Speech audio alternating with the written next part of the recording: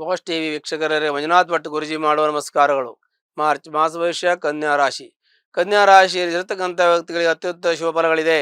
ಕನ್ಯಾ ರಾಶಿಯಲ್ಲಿ ಇರತಕ್ಕಂಥ ವ್ಯಕ್ತಿಗಳಿಗೆ ಚಂದ್ರ ಕೇಂದ್ರದಲ್ಲಿ ಗುರು ಇದ್ದಾನೆ. ಗುರುವನ್ನು ಬಹಳವಾಗಿ ನಾವು ಕನ್ಸಿಡರ್ ಮಾಡಬೇಕು. ಗೋಚರದಲ್ಲಿ ಶನಿ, ಗುರು, ರಾಹು, ಕೇತುಗಳು ಬಹಳ ಮುಖ್ಯವಾದ ಪಾತ್ರವನ್ನು ವಹಿಸುತ್ತೆ ಒಬ್ಬನ ಜಾತಕದಲ್ಲಿ ಮತ್ತು ಗೋಚರದಲ್ಲಿ, ಜೀವನದಲ್ಲಿ ಅದನ್ನು ಬಹಳ ವಿಶೇಷವಾಗಿ ತೆಗೆದುಕೋಬೇಕಾಗತ್ತೆ. ಹಾಗಾಗಿ ಈ ಒಂದು ಕನ್ಯಾ ರಾಶಿಯವರಿಗೆ ದಶಮದಲ್ಲಿ ಗುರು ಇದ್ದಾನೆ. ಅದು ಒಂದು ಯೋಗ, ಗಜಕೇಸರಿ ಯೋಗ ಅಂತ ಹೇಳ್ತೀವಿ. ಚಂದ್ರ ಕೇಂದ್ರದಲ್ಲಿ ಗುರು ಇದ್ರೆ ಅದು ಗೋಚರದಲ್ಲಾಗ್ಲಿ ಅಥವಾ ಇದರಲ್ಲಾಗ್ಲಿ, ಯಾವುದು ಜಾತಕದಲ್ಲಾಗ್ಲಿ ಚಂದ್ರ ಕೇಂದ್ರದಲ್ಲಿ ಗುರು ಇದ್ರೆ ರಾಜಯೋಗ, ಒಳ್ಳೆ ಯೋಗ. ರಾಜಯೋಗ ಅಂದ್ರೆ ರಾಜತ ಅಂತಲ್ಲ, ರಾಜಯೋಗ ಅನ್ನುವಂಥ ಯೋಗ ಅಲ್ಲ, ಯೋಗ ಆ ಥರ ಇರುತ್ತೆ ಅಂತ. ರಾಜರ ಥರ ಅಂದ್ರೆ ಒಳ್ಳೆ ರೀತಿಯಲ್ಲಿ, ಒಳ್ಳೆ ಒಂದು ಸಂಬಂಧದಲ್ಲಿ, ಒಳ್ಳೆ ಒಂದು ಗೌರವಾನ್ವಿತ ಸ್ಥಾನಮಾನದಲ್ಲಿ ನಾವು ಇರುವಂತಹದ್ದು ಮತ್ತು ಅದು ಆ ರೀತಿ ನಡೆದುಕೊಳ್ಳುವಂತಹದ್ದು, ಆ ಸ್ಥಾನಕ್ಕೆ ನಮ್ಮನ್ನು ಏರಿಸುವಂತಹ ಒಂದು ಕೆಲಸವನ್ನು ಆ ಗ್ರಹಗಳು ನಮ್ಮನ್ನು ಮಾಡುತ್ತೆ. ನಾವು ಅದಕ್ಕೆ ಅದೇ ರೀತಿ ನಡ್ಕೋಬೇಕು. ನಾವು ನಡ್ಕೊಳ್ಳೋ ರೀತಿಯೂ ಬಹಳ ಮುಖ್ಯವಾಗಿರ್ತದೆ. ಹಾಗಾಗಿ ಅಂತ ಫಲ ಅಂತ ನಾವು ಹೇಳಬೇಕು. ಇನ್ನು ಅದಕ್ಕೆ ಇನ್ನೊಂದು ನಾವು ಚಿಂತನೆ ಮಾಡುವಾಗ, ಸಪ್ತಮದಲ್ಲಿ ಶುಕ್ರ ಉಚ್ಚಾಗಿದ್ದಾನೆ.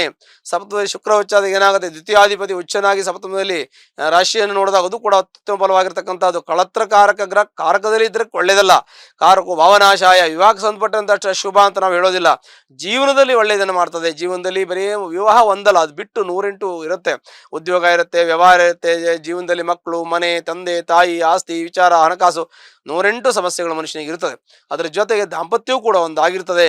ಹಾಗಾಗಿ ಈ ಒಂದು ಕನ್ಯಾ ರಾಶಿಯವರಿಗೆ ಒಳ್ಳೆಯ ಫಲಗಳು ಉಂಟಾಗತ್ತೆ. ಸಪ್ತಮದಲ್ಲಿ ಶುಕ್ರ ಕಳತ್ರಕಾರಕ, ಅವನು ಒಳ್ಳೆಯ ಫಲ, ಉಚ್ಚನಾಗಿ ಫಲವನ್ನು ಕೊಡ್ತಾನೆ.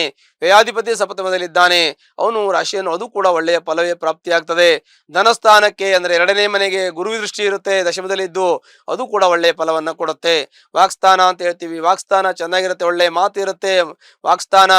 ಮತ್ತೆ ಆನಂತರದಲ್ಲಿ ಪೇಸ್ ವ್ಯಾಲ್ಯೂ ಚೆನ್ನಾಗಿರುತ್ತೆ. ಧನಸ್ಥಾನ, ಹಣಕಾಸಿನ ವ್ಯವಹಾರ ಚೆನ್ನಾಗಿರುತ್ತೆ. ಇವೆಲ್ಲವೂ ಕೂಡಿ ಬರುವಂತಹ ಯೋಗ ಶುಭ ಫಲಗಳು ಪ್ರಾಪ್ತಿಯಾಗತ್ತೆ ಈ ಒಂದು ಕನ್ಯಾ ರಾಶಿಯವರಿಗೆ.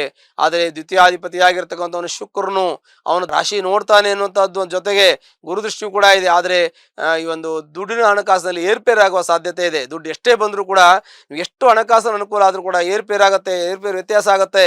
ಆ ವ್ಯತ್ಯಾಸವನ್ನು ತಡೆಯುವಂತಹದ್ದು ಯೋಚನೆ ನೀವು ಮಾಡಬೇಕು.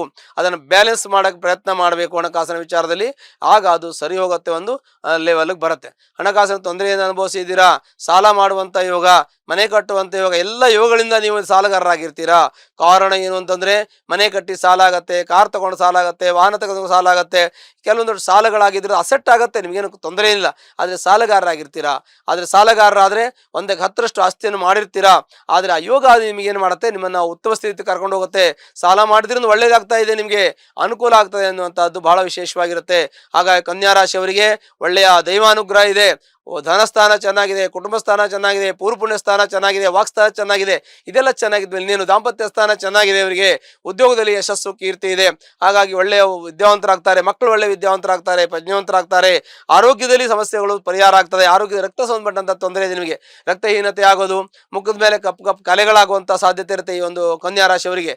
ರಕ್ತಹೀನತೆ ಅಂದ್ರೆ ಹಿಮೋಗ್ಲೋಬಿನ್ ಕಡಿಮೆ ಆಗೋದು, ಅಶಕ್ತತೆ ಉಂಟಾಗೋದು, ಜಾಯಿಂಟ್ ಅಲ್ಲಿ ಸ್ವಲ್ಪ ಪೇನ್ ಉಂಟಾಗೋದು, ತಲೆನೋವು ಬರೋದು, ಕತ್ತು ನೋವು ಬರೋದು, ನರಗಳ ವೀಕ್ನೆಸ್, ಸುಸ್ತು, ಇವೆಲ್ಲ ಆಗುವ ಸಾಧ್ಯತೆ ಆರೋಗ್ಯದಲ್ಲಿ ಇರ್ತದೆ. ಹಾಗೂ ಆರೋಗ್ಯದ ಬಗ್ಗೆ ಸ್ವಲ್ಪ ಗಮನ ವಹಿಸಬೇಕು. ಆರೋಗ್ಯದ ಬಗ್ಗೆ ಗಮನ ವಹಿಸಿದ್ರೆ ಆರೋಗ್ಯ ಸರಿ ಹೋಗುತ್ತೆ, ತಾತ್ಕಾಲಿಕವಾಗಿ ಇರ್ತದೆ. ಆದ್ರೆ ನಾವು ಯಾಕೆ ಹೇಳ್ತೀವಿ ಅಂದ್ರೆ, ಅದು ಹಾಗೆ ಬಿಡಬಾರ್ದು. ನಿಮಗೆ ಗಮನಕ್ಕೆ ತರ್ತಾ ಇದೀವಿ, ತಾನಾಗೆ ಸರಿ ಹೋಗುತ್ತೆ ಅಂತ ಬಿಡಬಾರ್ದು. ಅದಕ್ಕೆ ಔಷಧೋಪಚಾರ ಮಾಡಿ ತೊಂದರೆ ಅನುಭವಿಸೋದು ತಪ್ಪತ್ತೆ, ಆರೋಗ್ಯ ಸರಿ ಹೋಗುತ್ತೆ ಅಂತ ನಾವು ನಿಮಗೆ ಮಾಹಿತಿಯನ್ನು, ಸಲಹೆಯನ್ನ ನಾವು ಕೊಡಬಹುದು. ಆ ನಂತರದಲ್ಲಿ ಉದ್ಯೋಗದಲ್ಲಿ ಪ್ರಮೋಷನ್ ಮತ್ತೊಂದು ಇನ್ನೊಂದು ಹೋದ್ರೆ ಸ್ವಲ್ಪ ಸಮಯ ತಗೊಳುತ್ತೆ. ಪ್ರಮೋಷನ್ಗೆ ಸ್ವಲ್ಪ ಸಮಯ ತೆಗೆದುಕೊಳ್ಳುತ್ತದೆ. ಆಮೇಲೆ ಹೊಸ ಕೆಲಸ ಪ್ರಾರಂಭ ಮಾಡಬೇಕು ಅಂದ್ರೆ ಸ್ವಲ್ಪ ಸಮಯ ತೆಗೆದುಕೊಳ್ಳೋದು ಒಳ್ಳೆಯದು. ಆನ ಸ್ಥಾನ ಬದಲಾವಣೆ, ಮನೆ ಬದಲಾವಣೆ, ಕೆಲಸ ಬದಲಾವಣೆ, ಇದೆಲ್ಲ ಬದಲಾವಣೆ ಮಾಡೋದಕ್ಕೆ ಸ್ವಲ್ಪ ಸಮಯ ತಗೊಳ್ಳಿ. ಈಗ ಇನ್ಸ್ಟಂಟ್ ಬೇಡ ಅನ್ಸುತ್ತೆ, ಬೇಕಾದ್ರೆ ಸ್ವಲ್ಪ ಸಮಯ ತಗೊಂಡು ಮಾಡಿ. ಆ ಸಮಯ ಬಂದಾಗ ನಾನು ಹೇಳ್ತೀನಿ. ಮತ್ತೆ ವಿದ್ಯಾರ್ಥಿಗಳಿಗೆ, ಅಧ್ಯಾಪಕರಿಗೆ, ನ್ಯಾಯವಾದಿಗಳಿಗೆ, ಲೇವಾಲಿ ವ್ಯವಹಾರ ಮಾಡ್ತಕ್ಕಂಥವ್ರಿಗೆ, ಹಣಕಾಸಿನ ವಿಚಾರ ವ್ಯವಹಾರ ಮಾಡ್ತಕ್ಕಂಥ ವ್ಯಕ್ತಿಗಳೆಲ್ಲ ಅತ್ಯಂತ ಶುಭಫಲಗಳು ಪ್ರಾಪ್ತಿಯಾಗತ್ತೆ. ಇನ್ನು ಆನಂತರದಲ್ಲಿ ಇನ್ನು ಕೆಲವು ಸಂಘ ಸಂಸ್ಥೆ ನಡೆಸುವಂಥ ವ್ಯಕ್ತಿಗಳಿಗೆ, ರಾಜಕೀಯದಲ್ಲಿರ್ತಕ್ಕಂಥ ವ್ಯಕ್ತಿಗಳಿಗೆ, ಅವರಿಗೆಲ್ಲ ಒಳ್ಳೆ ಫಲಗಳು ಉಂಟಾಗತ್ತೆ.